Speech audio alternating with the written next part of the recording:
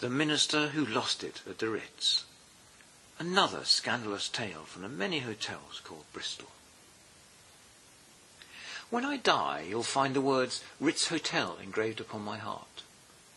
These are the words of the disgraced government minister Jonathan Aitken, but he might more pertinently have said that the words Hôtel Le Bristol would be engraved upon his heart, for it was the Bristol in Villars in Switzerland that revealed his lie about who paid for 2 crucial nights at the Paris hotel. Sophie and I were in Villars in the early summer of 1997, not long before we split up. You'll recall our denouement in Geneva, which I described in Voltaire and the Dogs of St. Bernard, which is chapter 17 in High Times at the Hotel Bristol. I thought a day in the Alps might revive our relationship. Gentian and Edelweiss were spreading their magic carpets across the mountains, meadow flowers were being munched by bell-tinkling cattle, and I quite expected Heidi to greet us at the Hotel Bristol door. We didn't actually want to book a room because we were staying just over an hour away with Sophie's parents, but given my interest in hotels called Bristol, I hoped to give it rather more than a passing glance.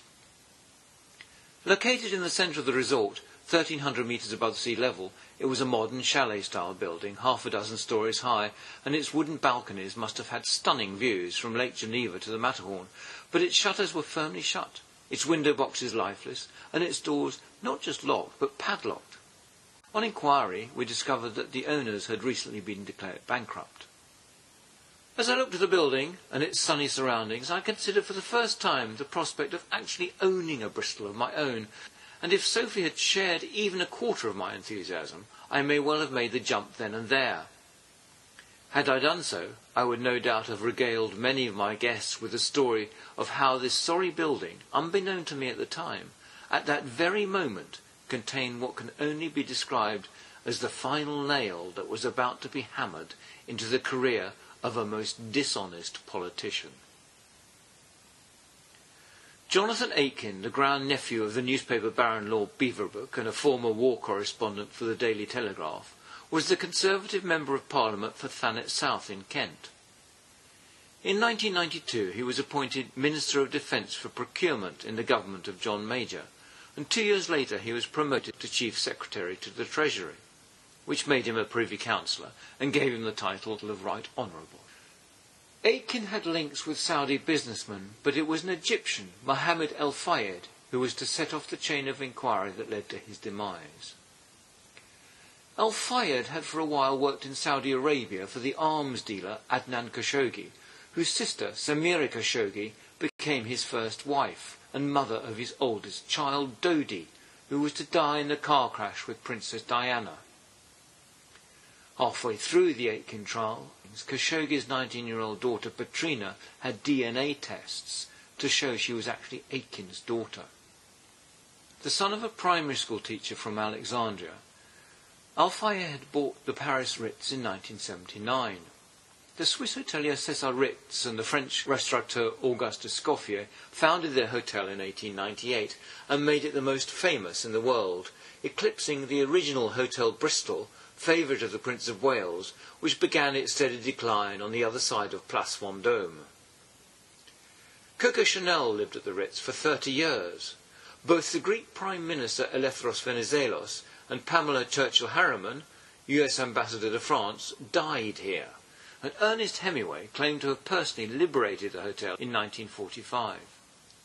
But by the time El Fayed arrived, its reputation had slipped, and he therefore set about the restoration of its fabric and prestige, and for this a grateful President François Mitterrand conferred upon him the Légion d'honneur. In Britain, El Fayed's trophy hunting was less appreciated. His purchase of Harrods department store in 1988 was acrimonious, and involved a Department of Trade inquiry that showed he had lied about the extent of his wealth. Royal coats of arms that once adorned the corner of the Knightsbridge building, declaring this was their store of choice, were ordered to be taken down, and El Fayed's frustrations at his failure to be accepted as a respectable member of the upper echelons of British society increased. When his application for British citizenship was turned down, he decided to take his revenge on the Conservative government, denouncing 4 members of Parliament for having accepted cash for favours. One of these was Jonathan Aitken.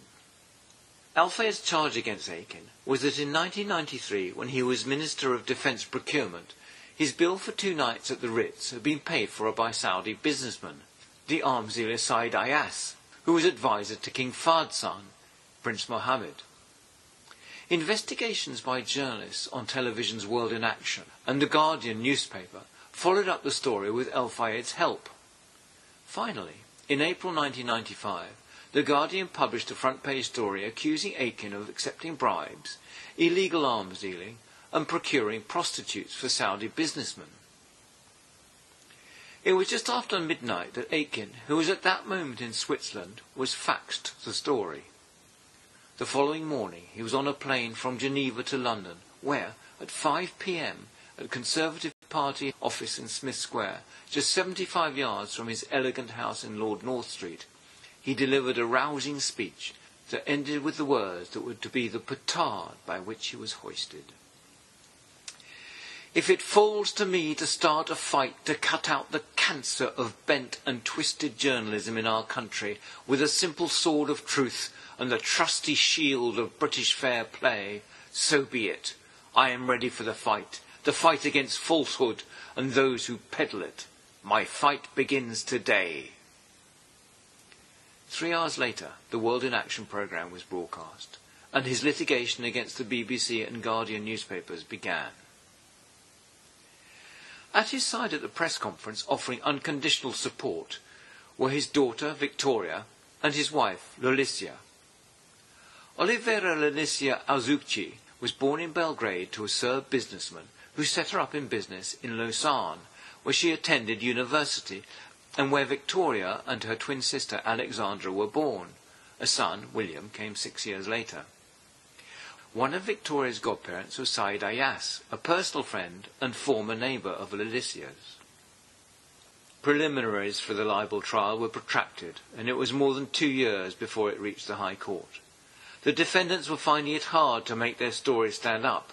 The accusations that Aiken was pimping for the Saudis were withdrawn, and there was no evidence of specific kickbacks or illicit arms dealing. But the defence had Al-Fayed on its side, and he is not a man to give up easily. He stubbornly maintained that the bill for Aiken's stay at the hotel had been paid for by Said Ayas. Aiken could not produce evidence of having paid the bill himself, and he said that it had been paid for in cash by his wife, who had come to the hotel on the morning of his departure. She never used credit cards, he said. The sum involved, 117,000 francs, was not huge, but the whole muddy transaction became critical to the case. As further evidence came to light, Aiken had his spadework cut out as he went deeper and deeper into the hole he had started to dig for himself. From the Ritz came a record to show that he had telephoned the Hotel de Bristol in Villars at 10:15 a.m. on the Sunday morning of his departure. Aiken's daughter Victoria was going to Aiglon College in Villars. Mission statement: Aiglon aims to produce men and women of integrity. And the call could be assumed to have been to Lolicia. If that was the case, she could not have been at the Ritz in Paris that morning to pay the bill. With only 2 days to go before the libel trial began, the defendants were in desperate need of hard evidence. It was time the defence checked out the Hotel de Bristol in Villars. Phone calls to the Bristol brought the news that the Belgian-owned hotel had gone out of business and was now subject to a fraud inquiry. So a Guardian reporter, Owen Balcott, was booked into a nearby hotel to see what he could find. He flew to Geneva and rented a car to drive the 100+ kilometres to Villars, which took him 1 hour and 12 minutes. Arriving late in the evening, he found Hotel de Bristol shuttered, locked, and in darkness, just as we had done. The following morning he returned to the hotel, where a caretaker introduced him to 2 accountants who were going through the hotel's books. It took 1 hour or 2 of faxes and phone calls to Belgium before he was given permission to search the hotel's archives. Taking the lift to the basement, he found cupboards full of papers. After searching for 24 hours, he found all that he wanted to know.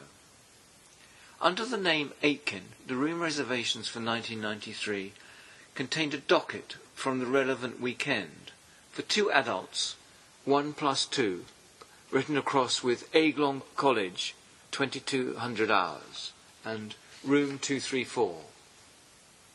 Another paper revealed Aiken Oliveira and had changé prix pour demain pour un person.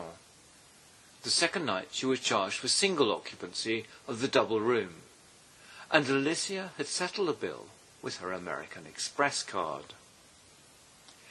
When the trial started the following Wednesday, and the evidence was put before Aiken, he claimed that he had phoned the Bristol not to speak to Alicia, but to her mother, Nada Azuki. She had, he declared, been staying there with Alicia, who had left earlier that morning to reach Paris. Among all the mountain of evidence, Alicia's mother had never been mentioned before. Further investigation by the defence of passengers' lists from Swiss Air and from British Airways soon revealed that Mrs. L. Aiken and Miss V. Aiken had flown from Heathrow to Geneva on Friday, September the 17th, and on Monday the 20th, Alicia had flown back to London alone. She had not been in Paris at all. Aiken's subsequent trial for perjury brought him an 18-month sentence, of which he served 7 months. The judge was particularly concerned that Aiken had been prepared to allow his daughter Victoria to lie under oath to support his version of events.